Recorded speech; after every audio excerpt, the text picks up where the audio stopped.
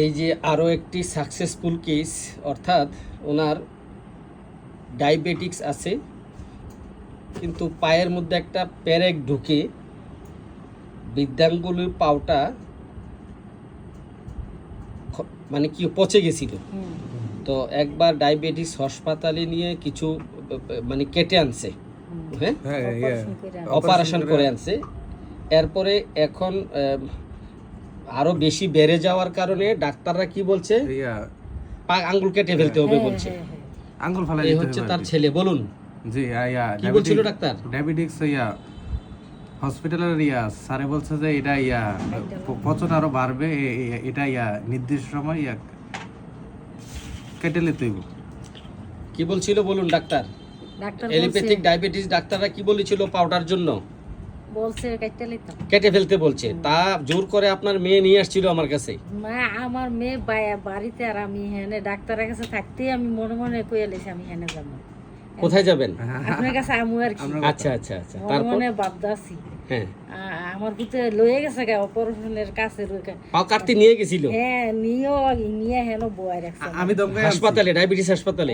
তার বাপে ফোন দিতেছে আমি দমকে লইয়া, দিছে যে তে কইতাছে লইয়া আমার বাড়ি বলতাছে তুই লইয়া আমারে স্যামসারের কাছে আমরা নিয়ে যাবো। উনি এইসব কেসের আর আপনার ছোট ভাই নিয়ে গেছে হাসপাতালে পা কাটার জন্য। আমি ধমক দিছি, আমি কি স্যারের কাছে নিয়ে আসো। আচ্ছা আচ্ছা, স্যারের যে সমাধান, স্যারের যদি ফালা দিতে হবে তাহলে আমরা অবশ্যই ডিসিশন নেব। এখন বলুন, এই ওষুধ খাওয়ার পর, একবার ওষুধ খাওয়ার পরে কি অবস্থা বলুন আপনার? একবার আপনার হাসি দেখে কি মনে হচ্ছে বলুন তো দেখি। ভালো হইছে মনে হচ্ছে। পাটা শুকিয়েছে?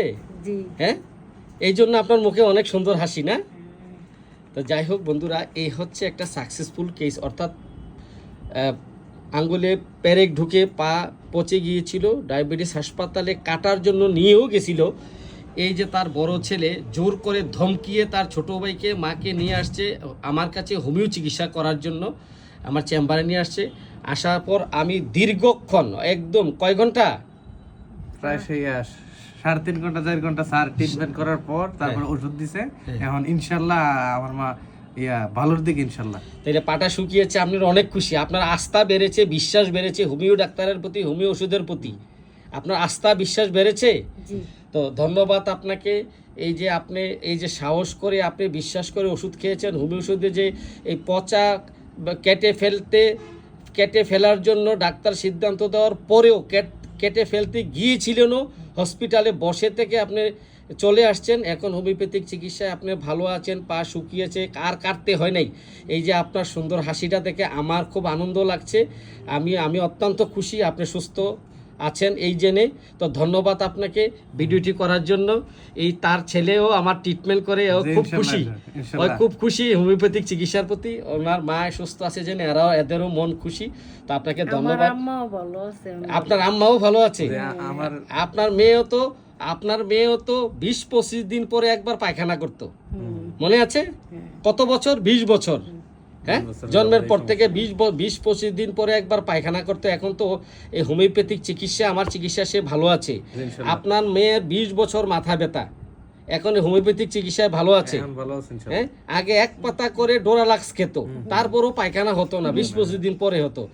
এখন ডেলি 2 বার হয়। তো আপনারা হোমিওপ্যাথি পুরো পরিবার হোমিওপ্যাথি চিকিৎসার আওতায় চলে আসছেন।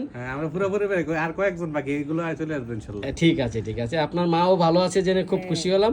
তো অনেক ধন্যবাদ এই ভিডিওটি করার অনুমতি দেওয়ার জন্য। ইনশাআল্লাহ আপনি পুরোপুরি সুস্থ হয়ে গেলে যাবেন, এবং এই ভিডিওটি করার অনুমতি দেওয়ার জন্য আপনাকে অত্যন্ত ধন্যবাদ জানাচ্ছি।